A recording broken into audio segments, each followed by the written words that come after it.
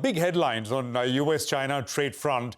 And this one's actually bigger than what was expected. Actually, this is better than the most optimistic expectations. Both sides have hit the pause button for now. Now, the US has slashed tariffs on Chinese goods from 145% all the way down to 30%, but only for 90 days. So that's why it's a pause. China is also cutting tariffs on American goods from 125% to just 10%. Again, for 90 days, the pause. Now, these are massive reductions for sure. So while 30% is the number in all headlines, the real number markets are watching for is 38.6%. What is this number, 38.6%? That's the effective tariff which US will impose on Chinese goods.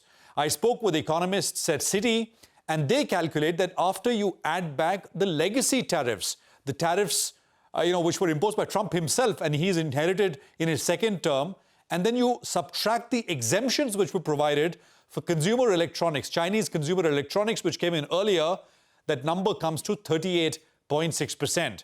What's next, right? I mean, I think that's the other question which many are asking.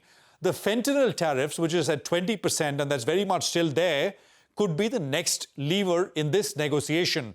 It is widely seen as a low-hanging fruit for both sides to keep the momentum going.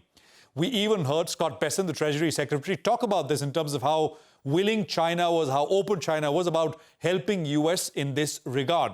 The other thing, from a Chinese financial market perspective, is that people were expecting government stimulus to buffer the impact of this trade war. Well, perhaps that will be delayed now. The Chinese government, in all likelihood, will be in a wait-and-watch mode.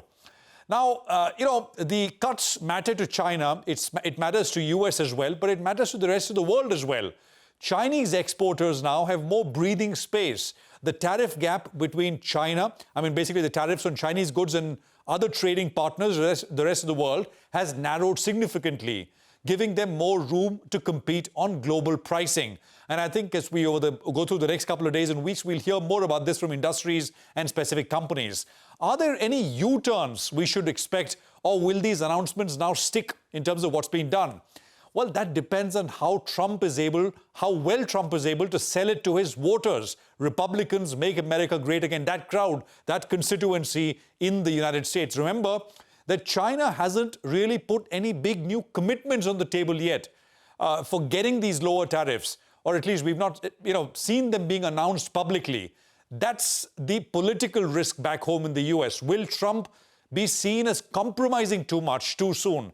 If that narrative starts to take hold, I think expect a much tougher approach in the next round, because they'd want to be seen strong and having an upper hand. There is, of course, also history which cautions us. Back in 2018, during Trump's first term, the US and China agreed, like today, to a 90-day suspension of tariffs. While the deadline back then was extended after the expiry of the pause, the dispute, as we all know, escalated between both countries. So yes, while, for now, Shireen, it does feel like tensions have peaked out, and I think global trade and, of course, global markets will heave a big sigh of relief, and they should. History tells us with Trump, nothing is off the table. So I guess we'll have to stay tuned for what comes our way.